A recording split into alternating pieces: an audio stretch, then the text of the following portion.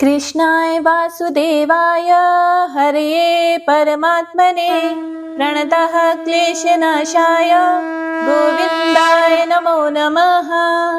हरे कृष्णा। जय श्री हरि। भगवान श्री हरि विष्णु की असीम अनुकंपा आप पर और आपके संपूर्ण परिवार पर सदैव बनी रहे। आपका दिन शुभ और मंगलमय हो। माघ मास में किया गया नदी स्नान देह को, व्रत और जप मन को और कथा श्रवण आत्मा को प्रभु से जोड़ देता है।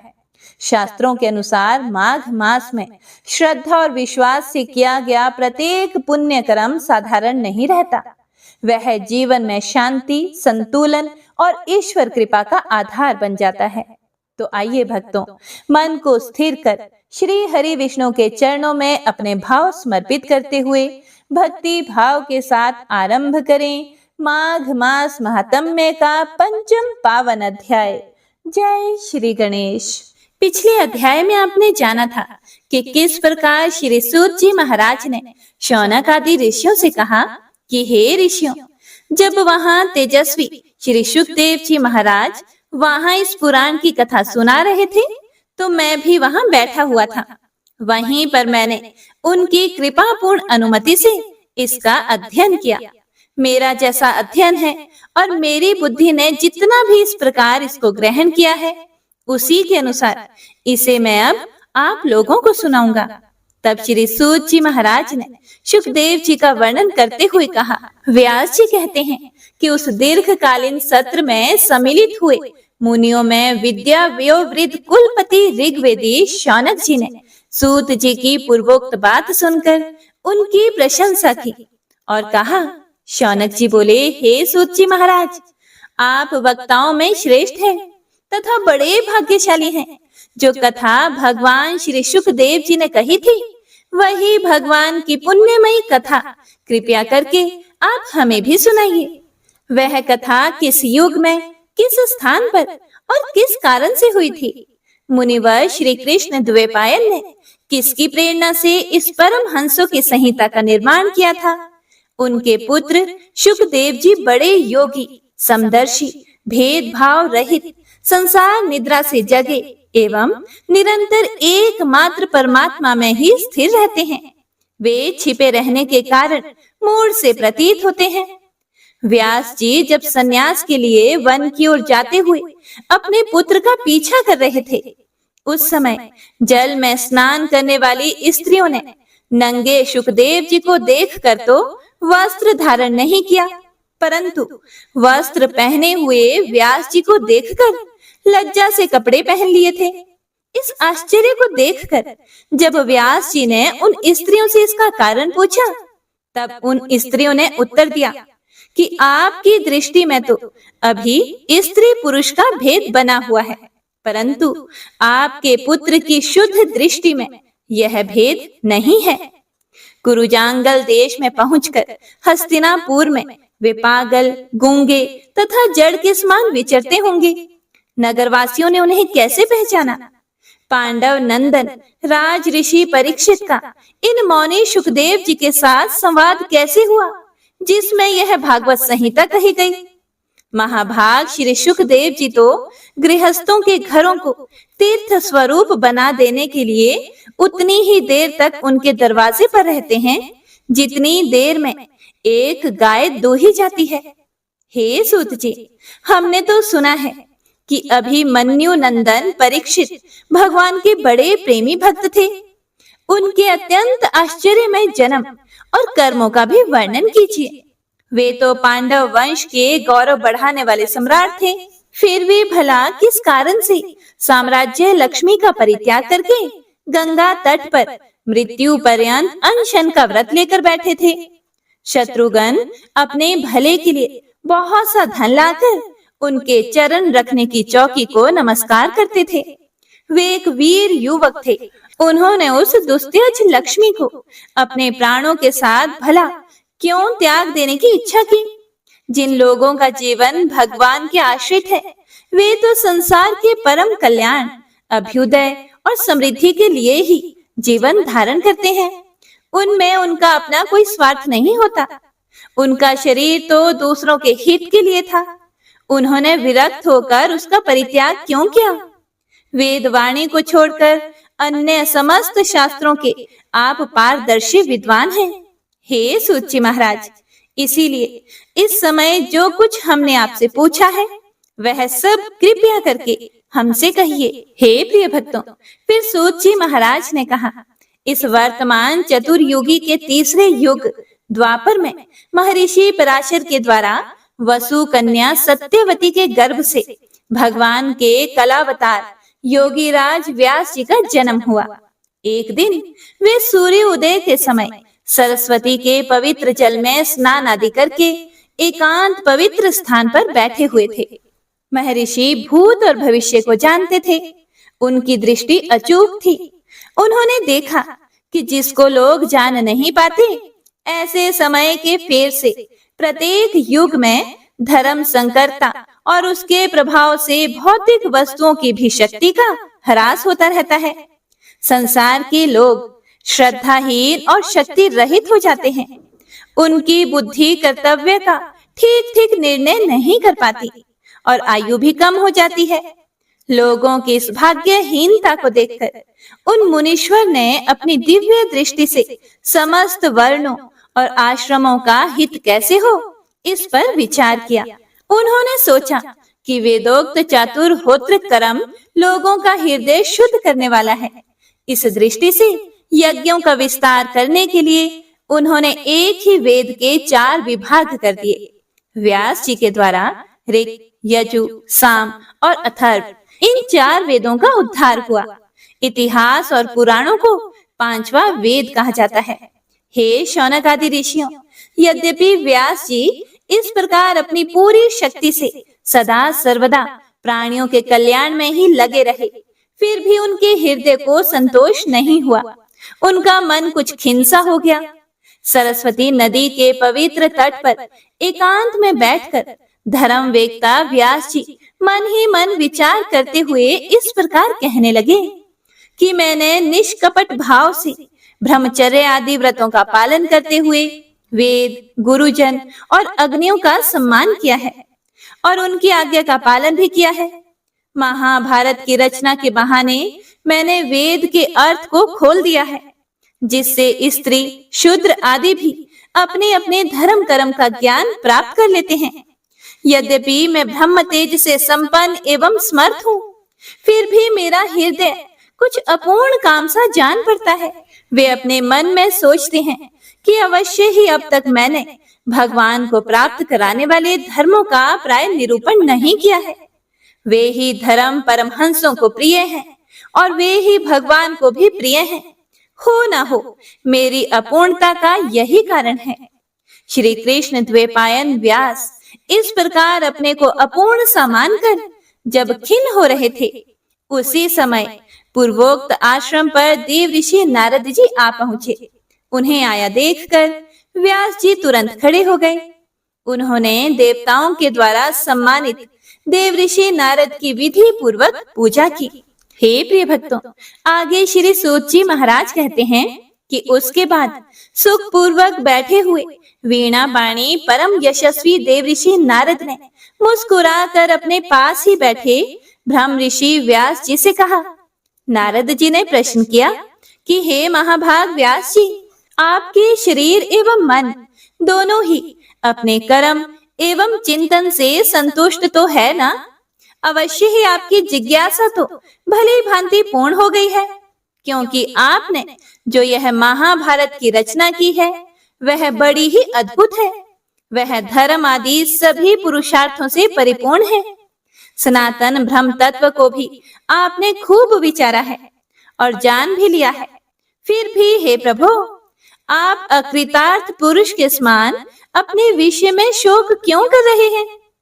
व्यास जी ने कहा, आपने मेरे विषय में जो कुछ भी कहा है वह सब ठीक ही है। वैसा होने पर भी मेरा हृदय संतुष्ट नहीं है। पता नहीं इसका क्या कारण है। आपका ज्ञान तो अगाध है। आप साक्षात ब्रह्मा जी के मानस पुत्र हैं। इसीलिए हे नारद जी, मैं आपसे ही इसका कारण पूछता हूँ। हे नारद जी, आप समस्त गोपनीय रहस्यों को जानते हैं, क्योंकि आपने उन पुराण पुरुष की उपासना की है जो प्रकृति पुरुष दोनों के स्वामी हैं और असंग रहते हुए ही अपने संकल्प मात्र से गुणों के द्वारा संसार की सृष्टि, स्थिति और प्रलय करते हैं। आप सूर्य की भांति तीनों लोकों में भ्रमण करते रहते हैं और योग बल से प्राण वायु के समान सबके भीतर रहकर अंतःकरणों के साक्षी भी हैं। योगानुष्ठान और नियमों के द्वारा परब्रह्म और शब्द ब्रह्म दोनों की पूर्ण प्राप्ति कर लेने पर भी मुझ में जो बड़ी कमी है उसे आप कृपया करके बताइए। हे प्रिय भक्तों, फिर नारद जी बोले, हे व्यास जी, आपने भगवान के निर्मल यश का गान प्रायः नहीं किया। मेरी ऐसी मान्यता है कि जिससे भगवान संतुष्ट नहीं होते वह शास्त्र या ज्ञान अधूरा है। हे सूत जी, आपने धर्म आदि पुरुषार्थों का जैसा निरूपण किया है, भगवान श्री कृष्ण की महिमा का वैसा निरूपण नहीं किया। जिस वाणी से, चाहे वह रस भाव अलंकार आदि से युक्त ही क्यों ना हो, जगत को पवित्र करने वाले भगवान श्री कृष्ण के यश का कभी गान नहीं होता, वह वाणी तो कौओं के लिए उच्छिष्ट फेंकने के स्थान के समान अपवित्र मानी जाती है। मानसरोवर के कमनीय कमल वन में विहरने वाले हंसों की भांति ब्रह्मधाम में विहार करने वाले परम हंस भक्त कभी उसमें रमण नहीं करते। हे व्यास जी, जो भगवान श्री कृष्ण के चरणारविंद का सेवक है, वह भजन ना करने वाले कर्मी मनुष्यों के समान दैवात कभी बुरा भाव हो जाने पर भी जन्म मृत्युमय संसार में नहीं आता। वह भगवान के चरण कमलों के आलिंगन का स्मरण करके फिर उसे छोड़ना नहीं चाहता, क्योंकि उसे रस का चस्का जो लग चुका है, जिनसे जगत की उत्पत्ति, स्थिति और प्रलय होते हैं, वे भगवान ही इस विश्व के रूप में भी हैं। ऐसा होने पर भी वे इससे विलक्षण हैं। इस बात को आप स्वयं जानते हैं, फिर भी मैंने आपको संकेत मात्र कर दिया है। विद्वानों ने इस बात का निरूपण किया है कि मनुष्य की तपस्या, वेदाध्ययन, यज्ञानुष्ठान, स्वाध्याय, ज्ञान और दान का एकमात्र प्रयोजन यही है कि पुण्य कीर्ति श्री कृष्ण के गुणों और लीलाओं का वर्णन किया जाए। हे मुने, पिछले कल्प में अपने पूर्व जीवन में मैं वेदवादी ब्राह्मणों की एक दासी का लड़का था। वे योगी वर्षा ऋतु में एक स्थान पर चातुर्मास्य कर रहे थे। बचपन में ही मैं उनकी सेवा में नियुक्त कर दिया गया था। यद्यपि मैं बालक था, फिर भी मैं किसी प्रकार की भी चंचलता नहीं करता था। मैं बड़ा जितेंद्रिय था, खेल कूद से भी दूर रहता था और आज्ञा अनुसार उनकी सेवा किया करता था। मैं बोलता भी बहुत कम था। मेरे इस शील स्वभाव को देखकर समदर्शी मुनियों ने मुझ सेवक पर अत्यंत अनुग्रह किया। उनकी अनुमति प्राप्त करके बर्तनों में लगा हुआ प्रसाद मैं एक बार खा लिया करता था। इससे मेरे सारे पाप धुल गए। इस प्रकार उनकी सेवा करते करते मेरा हृदय शुद्ध हो गया और वे लोग जैसा भजन पूजन करते थे, उसी में मेरी भी रुचि हो गई।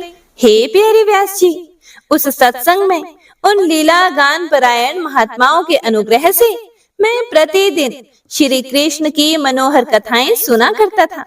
श्रद्धा पूर्वक एक एक पद श्रवण करते करते प्रिय कीर्ति भगवान में मेरी रुचि हो गई। हे महामुने, जब भगवान में मेरी रुचि हो गई, तब उन मनोहर कीर्ति प्रभु में मेरी बुद्धि भी निश्चल हो गई। उस बुद्धि से मैं इस संपूर्ण सत और असत रूप जगत को अपने पर ब्रह्म स्वरूप आत्मा में माया से कल्पित देखने लगा। इस प्रकार शरद और वर्षा, इन दो ऋतुओं में तीनों समय उन महात्मा मुनियों ने श्री हरि के निर्मल यश का संकीर्तन किया और मैं प्रेम से प्रत्येक बात सुना करता था। अब मन के रजोगुण और तमोगुण को नाश करने वाली भक्ति का मेरे हृदय में प्रादुर्भाव हो गया। मैं उनका बड़ा ही अनुरागी था, विनयी था। उन लोगों की सेवा से मेरे पाप नष्ट हो चुके थे। मेरे हृदय में श्रद्धा थी, इंद्रियों में संयम था। एवं शरीर, वाणी और मन से मैं उनका आज्ञाकारी था। हे व्यास जी, उन दीन वत्सल महात्माओं ने जाते समय कृपा करके मुझे गुह्यतम ज्ञान का उपदेश दिया, जिसका उपदेश स्वयं भगवान ने अपने श्रीमुख से किया है। उस उपदेश से ही जगत के निर्माता भगवान श्री कृष्ण की माया के प्रभाव को मैं जान सका, जिसके जान लेने पर उनके परम पद की प्राप्ति हो जाती है। हे व्यास जी, पुरुषोत्तम भगवान श्री कृष्ण के प्रति समस्त कर्मों को समर्पित कर देना ही संसार के तीनों तापों की एकमात्र औषधि है। यह बात मैंने आपको बतला दी। प्राणियों को जिस पदार्थ के सेवन से जो रोग हो जाता है, वही पदार्थ चिकित्सा विधि के अनुसार प्रयोग करने पर क्या उस रोग को दूर नहीं करता? इसी प्रकार यद्यपि सभी कर्म मनुष्यों को जन्म मृत्यु रूप संसार के चक्र में डालने वाले हैं, फिर भी जब वे भगवान को समर्पित कर दिए जाते हैं, तब उनका कर्मपना ही नष्ट हो जाता है। इस लोक में जो शास्त्र विहित कर्म भगवान की प्रसन्नता के लिए किए जाते हैं, उन्हीं से पराभक्ति युक्त ज्ञान की प्राप्ति होती है। अपने अपने सत्कर्मों का पालन करते हुए, भगवान के आज्ञा अनुसार आचरण करते हुए लोग बार बार भगवान श्री कृष्ण के गुण और नामों का कीर्तन तथा स्मरण करते हैं। हे प्रभु, आप भगवान श्री वासुदेव को नमस्कार है। हम आपका ध्यान करते हैं। प्रद्युम्न, अनिरुद्ध और संकर्षण को भी नमस्कार है। इस प्रकार जो पुरुष चतुर्व्यूह रूपी भगवान मूर्तियों के नाम द्वारा प्राकृत मूर्ति रहित अप्राकृत मंत्र मूर्ति भगवान यज्ञ पुरुष का पूजन करता है, उसी का ज्ञान पूर्ण एवं यथार्थ है। हे ब्राह्मण, जब मैंने भगवान की आज्ञा का इस प्रकार पालन किया, तब इस बात को जानकर भगवान श्री कृष्ण ने मुझे आत्मज्ञान, ऐश्वर्य और अपनी भाव रूपा प्रेमा भक्ति का दान किया। हे व्यास जी, आपका ज्ञान पूर्ण है। आप भगवान की ही कीर्ति का, उनकी प्रेममयी लीला का वर्णन कीजिए। उसी से बड़े बड़े ज्ञानियों की भी जिज्ञासा पूर्ण होती है। जो लोग दुखों के द्वारा बार बार रौंदे जा रहे हैं, उनके दुख की शांति इसी से हो सकती है और कोई उपाय नहीं है। श्री सूत जी महाराज कहते हैं, हे शौनक जी, देव ऋषि नारद के जन्म और साधना की बात सुनकर सत्यवती नंदन भगवान श्री व्यास जी ने उनसे फिर से एक प्रश्न किया। श्री व्यास जी ने पूछा, हे नारद जी, जब आपको ज्ञान उपदेश करने वाले महात्मागण चले गए, तब आपने क्या किया? उस समय तो आपकी अवस्था बहुत छोटी थी। आपकी शेष आयु किस प्रकार व्यतीत हुई और मृत्यु के समय आपने किस विधि से अपने शरीर का परित्याग किया? हे देवऋषि, काल तो सभी वस्तुओं को नष्ट कर देता है। उसने आपकी इस पूर्व कल्प की स्मृति का कैसे नाश नहीं किया? यह सुनकर श्री नारद जी ने कहा, मुझे ज्ञानोपदेश करने वाले महात्मा गण जब चले गए, तब मैंने इस प्रकार अपना जीवन व्यतीत किया। यद्यपि उस समय मेरी अवस्था बहुत छोटी थी। मैं अपनी माँ का इकलौता लड़का था। एक तो वह स्त्री थी, दूसरे मूढ़ और तीसरे दासी थी। मुझे भी उसके सिवा और कोई सहारा नहीं था।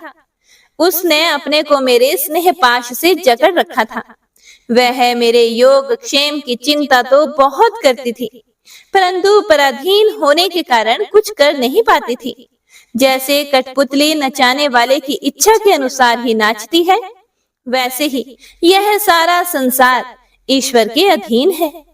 मैं भी अपनी माँ के स्नेह बंधन में बंधकर उस ब्राह्मण बस्ती में ही रहा। मेरी अवस्था केवल 5 वर्ष की थी। मुझे दिशा, देश और काल के संबंध में कुछ भी ज्ञान नहीं था। एक दिन की बात है, मेरी माँ गऊ दोहने के लिए रात के समय घर से बाहर निकली और रास्ते में उसके पैर से सांप छू गया। उसने उस बेचारी को डस लिया। उस सांप का क्या दोष? काल की ऐसी ही प्रेरणा थी।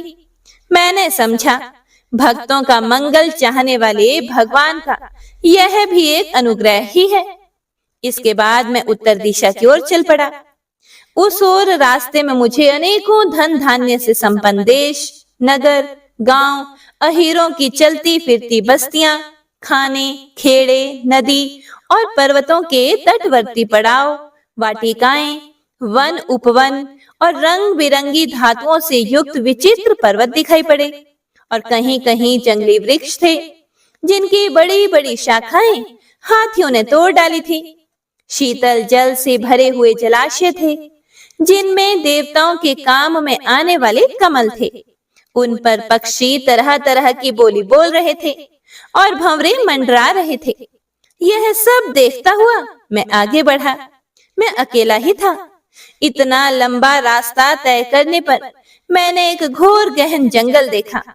उसमें नरकट, बांस, सेंठा, कुश, कीचक आदि खड़े हुए थे। उसकी लंबाई चौड़ाई भी बहुत थी और वह सांप, उल्लू, सियार आदि भयंकर जीवों का घर हो रहा था। देखने में बड़ा भयानक लगता था और चलते चलते मेरा शरीर और इंद्रियां शिथिल हो गई। मुझे बड़े जोर की प्यास लगी।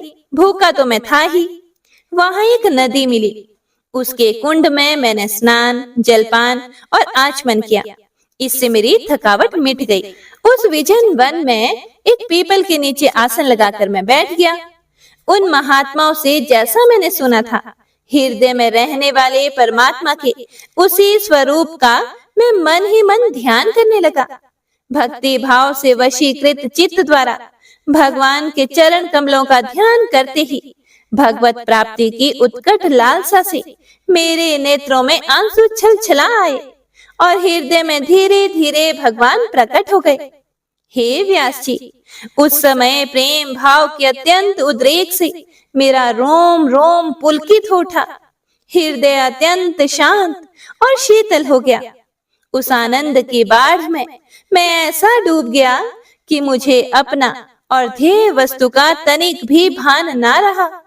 भगवान का वह अनिर्वचनीय रूप समस्त शोकों का नाश करने वाला और मन के लिए अत्यंत लुभावना था। और अचानक उसे ना देखकर मैं बहुत ही विकल हो गया और अनमना सा होकर आसन से उठ खड़ा हुआ। मैंने उस स्वरूप का दर्शन फिर करना चाहा, लेकिन मन को हृदय में समाहित करके बार बार दर्शन की चेष्टा करने पर भी मैं उसे नहीं देख सका। मैं अतृप्त के समान आतुर हो उठा।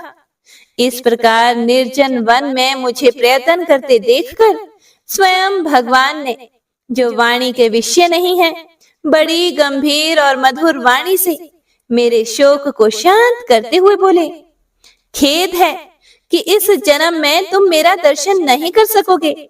जिनकी वासनाएं पूर्णतया शांत नहीं हो गई हैं, उन अधकचरे योगियों को मेरा दर्शन अत्यंत दुर्लभ है। हे निष्पाप बालक, तुम्हारे हृदय में मुझे प्राप्त करने की लालसा जागृत करने के लिए ही मैंने एक बार तुम्हें अपने रूप की झलक दिखाई है। मुझे प्राप्त करने की आकांक्षा से युक्त साधक धीरे धीरे हृदय की संपूर्ण वासनाओं का भली भांति त्याग कर देता है।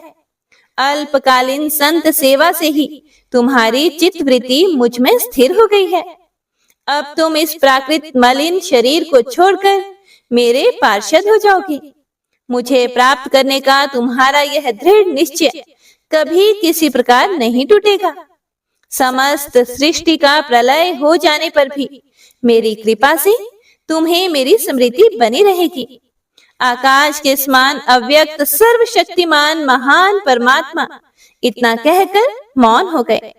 उनकी इस कृपा का अनुभव करके मैंने उन श्रेष्ठों से भी श्रेष्ठतर भगवान को सिर झुकाकर प्रणाम किया। तभी से मैं लज्जा संकोच छोड़कर भगवान के अत्यंत रहस्यमय और मंगलमय मधुर नामों और लीलाओं का कीर्तन और स्मरण करने लगा। सप्रीहा और मद मत्सर मेरे हृदय से पहले ही निवृत्त हो चुके थे।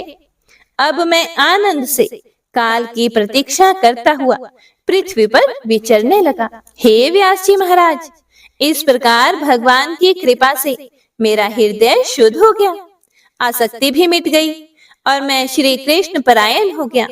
और कुछ समय के बाद जैसे एकाएक बिजली कौंध जाती है, वैसे ही अपने समय पर मेरी मृत्यु आ गई।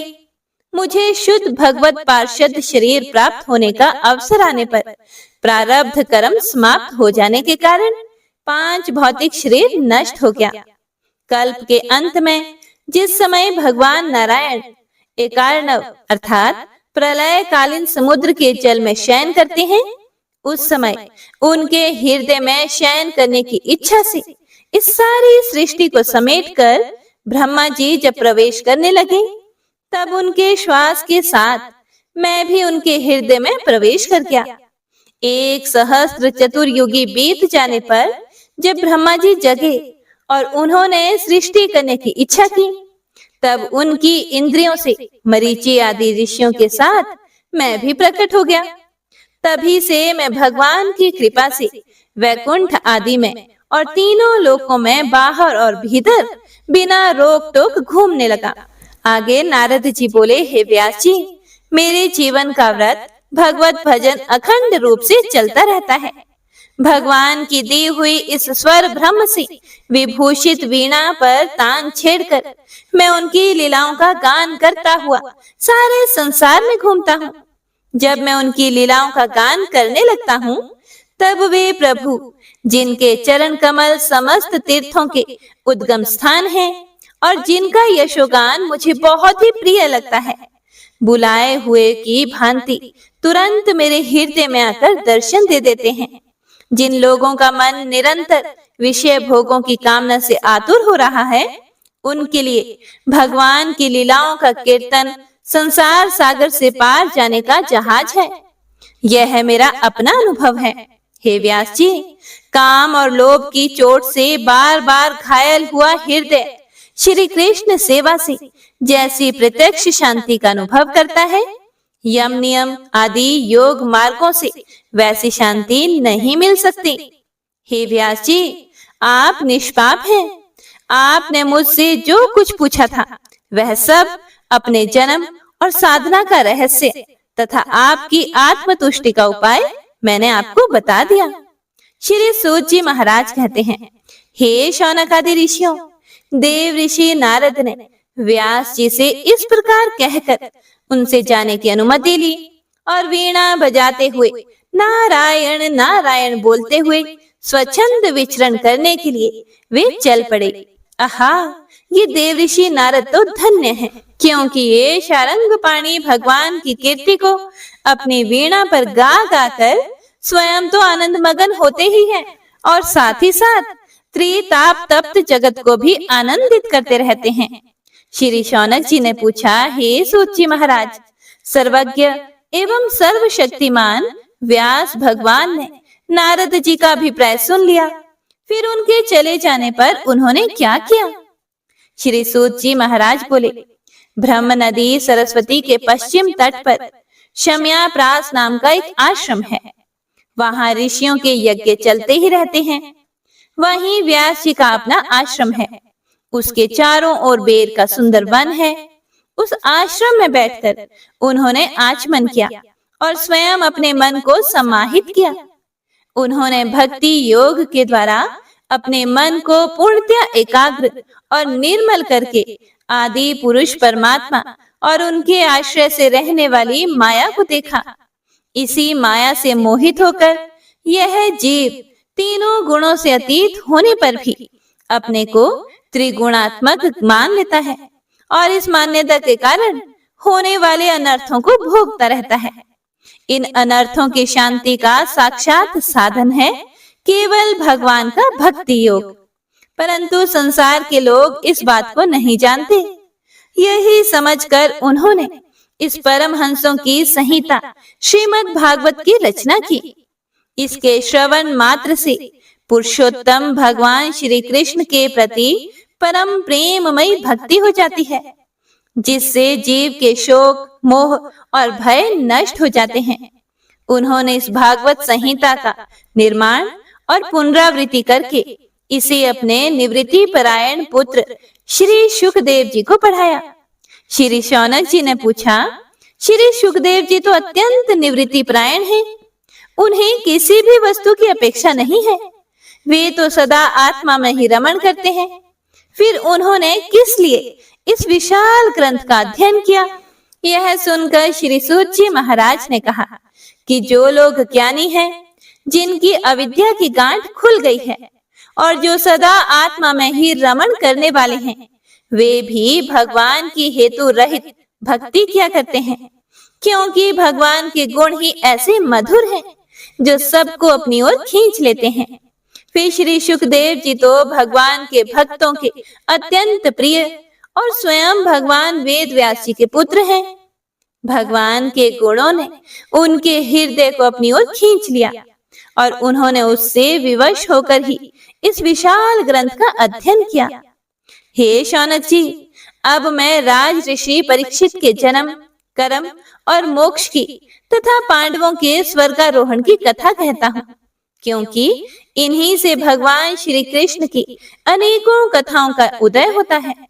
जिस समय महाभारत युद्ध में कौरव और पांडव दोनों पक्षों के बहुत से वीर गति को प्राप्त हो चुके थे और भीमसेन की गदा के प्रहार से दुर्योधन की जांघ टूट चुकी थी, तब अश्वत्थामा ने अपने स्वामी दुर्योधन का प्रिय कार्य समझकर द्रौपदी के सोते हुए पुत्रों के सिर काटकर उन्हें भेंट किए। यह घटना दुर्योधन को भी अप्रिय ही लगी, क्योंकि ऐसे नीच कर्म की सभी निंदा करते हैं। उन बालकों की माता द्रौपदी अपने पुत्रों का निधन सुनकर अत्यंत दुखी हो गई। द्रौपदी की आंखों में आंसू छलछलाए और वह रोने लगी।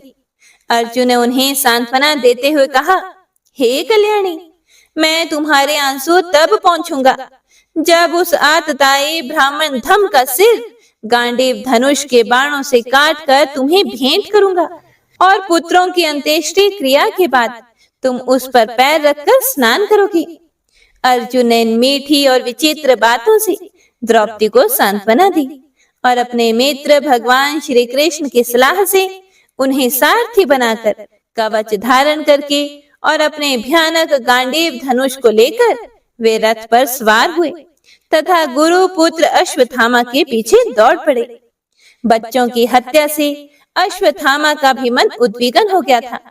जब उसने दूर से ही देखा कि अर्जुन मेरी ओर छपटे हुए आ रहे हैं, तब वह अपने प्राणों की रक्षा के लिए पृथ्वी पर जहां तक भाग सकता था, रुद्र से भयभीत सूर्य की भांति भागता रहा।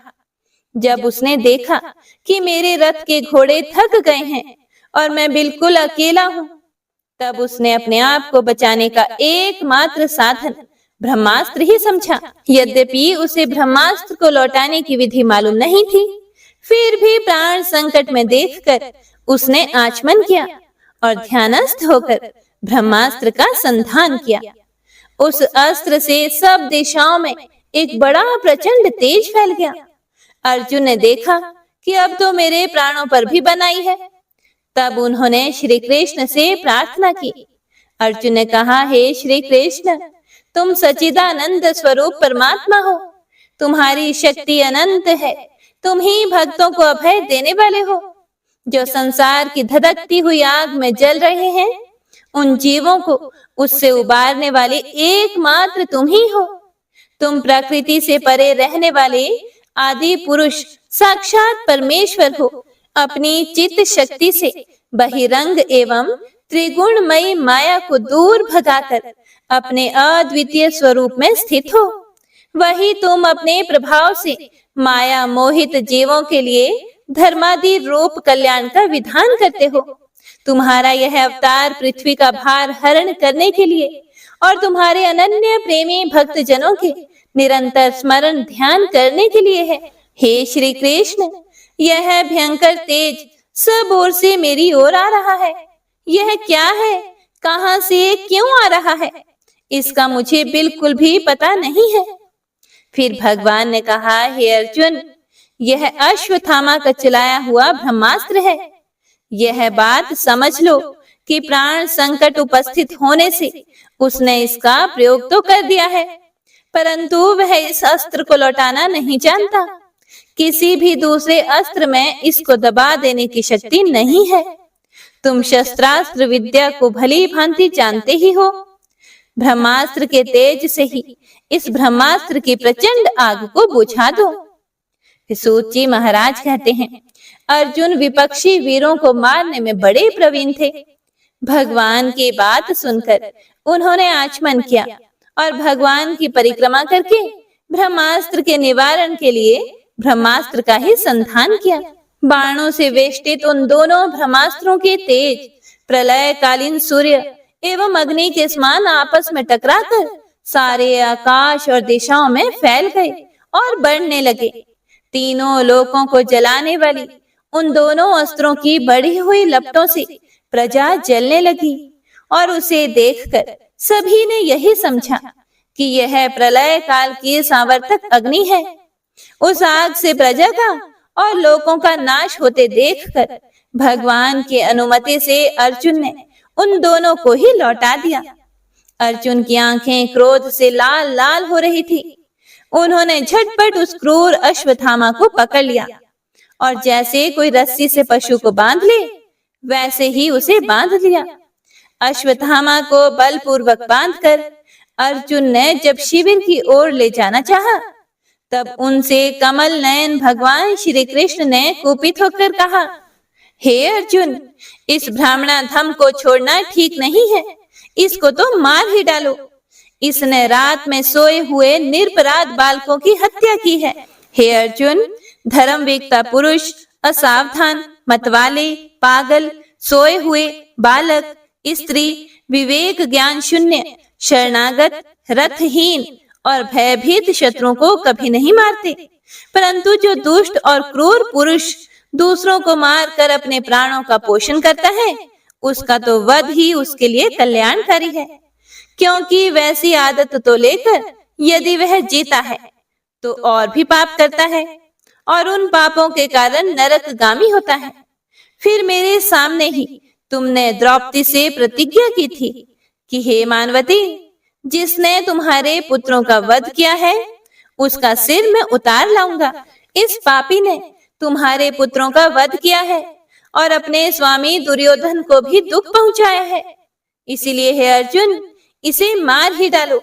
हे प्रिय भक्तों, भगवान श्री कृष्ण ने अर्जुन के धर्म की परीक्षा लेने के लिए इस प्रकार प्रेरणा की, परंतु अर्जुन का हृदय महान था। यद्यपि अश्वत्थामा ने उनके पुत्रों की हत्या की थी, फिर भी अर्जुन के मन में गुरु पुत्र को मारने की इच्छा नहीं हुई। इसके बाद अपने मित्र और सारथी श्री कृष्ण के साथ वे अपने युद्ध शिविर में पहुंचे। वहां अपने मृत पुत्रों के लिए शोक करती हुई द्रौपदी को उसे सौंप दिया। द्रौपदी ने देखा कि अश्वत्थामा पशु की तरह बांधकर लाया गया है। निंदित कर्म करने का कारण उसका मुख नीचे की ओर झुका हुआ था।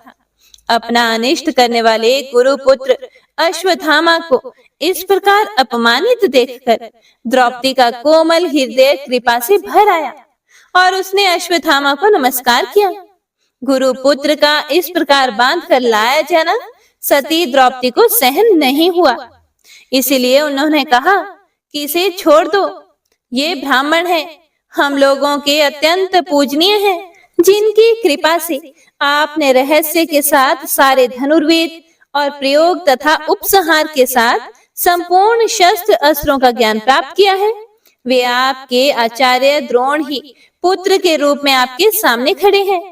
उनकी अर्धांगिनी कृपी अपने वीर पुत्र की ममता से ही अपने पति का अनुगमन नहीं कर सकी। वे अभी जीवित हैं। हे महाभाग्यवान आर्यपुत्र, आप तो बड़े धर्मज्ञ हैं। जिस गुरु वंश की नित्य पूजा और वंदना करनी चाहिए, उसी को व्यथा पहुंचाना आपके योग्य कार्य नहीं है। जैसे अपने बच्चों के मर जाने से मैं दुखी होकर रो रही हूँ और मेरी आंखों से बार बार आंसू निकल रहे हैं। सूत जी ने कहा, हे शौनकादि ऋषियों, द्रौपदी की बात धर्म और न्याय के अनुकूल थी। उसमें कपट नहीं था, करुणा और ममता थी। इसीलिए राजा युधिष्ठिर ने रानी के इन हित भरे श्रेष्ठ वचनों का अभिनंदन किया और साथ ही नकुल, सहदेव, सत्यकी, अर्जुन, स्वयं भगवान श्री कृष्ण और वहां पर उपस्थित सभी नर नारियों ने द्रौपदी की बात का समर्थन किया। उस समय क्रोधित होकर भीमसेन ने कहा, जिसने रोते हुए बच्चों को ना अपने लिए और ना अपने स्वामी के लिए बल्कि व्यर्थ ही मार डाला, उसका तो वध ही उत्तम है। भगवान श्री कृष्ण ने द्रौपदी और भीमसेन की बात सुनकर और अर्जुन की ओर देखकर कुछ हंसते हुए से कहा। भगवान श्री कृष्ण बोले, पतित ब्राह्मण का भी वध नहीं करना चाहिए और आतताई को मार ही डालना चाहिए। शास्त्रों में मैंने ही ये दोनों बातें कही हैं, इसीलिए मेरी दोनों आज्ञाओं का पालन करो। तुमने द्रौपदी को सांत्वना देते समय जो प्रतिज्ञा की थी उसे भी सत्य करो और साथ ही भीमसेन, द्रौपदी और मुझे जो प्रिय हो वह भी करो। आगे श्री सूत जी महाराज बोले, अर्जुन भगवान के हृदय की बात तुरंत समझ गए और उन्होंने अपनी तलवार से अश्वत्थामा के सिर की मणि उसके बालों के साथ उतार ली। बालकों की हत्या करने से वह श्रीहीन तो पहले ही हो गया था, अब मणि और ब्रह्म तेज से भी रहित हो गया। इसके बाद उन्होंने रस्सी का बंधन खोलकर उसे शिविर से निकाल दिया। मुंड देना, धन छीन लेना और स्थान से बाहर निकाल देना, यही ब्राह्मणा धर्मों का वध है। उनके लिए इससे भिन्न शारीरिक वध का विधान नहीं है। पुत्रों की मृत्यु से द्रौपदी और पांडव सभी शोकातुर हो रहे थे।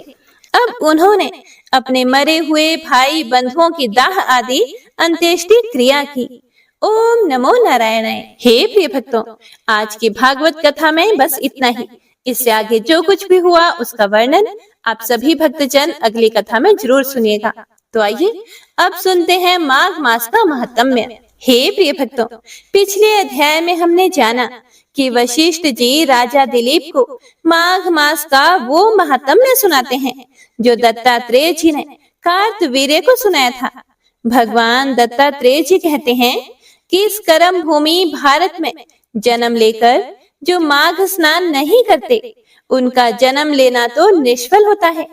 भगवान वासुदेव के प्रेम के लिए, सभी पापों के नाश करने वाला और स्वर्ग की प्राप्ति के लिए मनुष्य को माघ मास का स्नान अवश्य ही करना चाहिए। हे प्रिय भक्तों, यह शरीर हड्डियों का खंभ, नसों से बंधा हुआ, मांस के टुकड़ों से मड़ा हुआ, चर्म से ढका हुआ, दुर्गंध सहित मलमूत्र का स्थान है। जल में बुलबुले की तरह और जंतुओं में दीमक की तरह यह शरीर माघ स्नान के बिना मृत्यु के समान है। इस लोक में जैसे दरिद्री मनुष्य का जीवन व्यर्थ है, वैसे ही मकर के सूर्य में सूर्य उदय से पहले स्नान ना करने वाला मनुष्य का स्वर्ग में जाने की इच्छा करना व्यर्थ है। तो आइए अब सुनते हैं इससे आगे का वृतांत। दत्तात्रेय जी कहते हैं, हे राजन, एक प्राचीन इतिहास कहता हूँ, ध्यान से सुनो। भृगु वंश में ऋषिका नाम की एक ब्राह्मणी थी जो बाल्यकाल में ही विधवा हो गई थी। वह रेवा नदी के किनारे विंध्याचल पर्वत के नीचे तपस्या करने लगी। वह जितेंद्रिय, सत्यवक्ता, सुशील, दानशीलता तथा तप करके देह को सुखाने वाली थी। वह अग्नि में आहुति देकर उच्च वृत्ति द्वारा छठे काल में भोजन करती थी। वह वलकल धारण करती थी और संतोष से अपना जीवन व्यतीत करती थी। उसने रेवा और कपिल नदी के संगम में 60 वर्ष तक माघ स्नान किया और फिर वहीं पर ही मृत्यु को प्राप्त हो गई। माघ स्नान के फल से वह दिव्य 4000 वर्ष तक विष्णु लोक में वास करके सुंद और उपसुंद दैत्यों का नाश करने के लिए ब्रह्मा द्वारा तिलोत्तमा नाम की अप्सरा के रूप में ब्रह्मलोक में उत्पन्न हुई। वह अत्यंत रूपवती, गान विद्या में अति प्रवीण तथा मुकुट कुंडल से शोभायमान थी। उसका रूप, यौवन और सौंदर्य देखकर ब्रह्मा जी भी चकित हो गए। वह तिलोत्तमा रेवा नदी के पवित्र जल में स्नान करके वन में बैठी हुई थी। तब सुंद व उपसुंद के सैनिकों ने चंद्रमा के समान उस रूपवती को देखकर अपने राजा सुंद और उपसुंद से उसके रूप की शोभा का वर्णन किया और वे कहने लगे कि कामदेव को लज्जित करने वाली ऐसी परम सुंदरी स्त्री हमने पहले कभी नहीं देखी, आप भी चलकर देखें। तब वह दोनों मदिरा के पात्र रखकर वहां पर आए जहां पर वह सुंदरी बैठी हुई थी। और मदिरा के पान विवल होकर काम क्रीड़ा से पीड़ित हुए और दोनों ही आपस में उस स्त्री रत्न को प्राप्त करने के लिए विवादग्रस्त हुए और फिर आपस में ही युद्ध करते हुए वहीं समाप्त हो गए।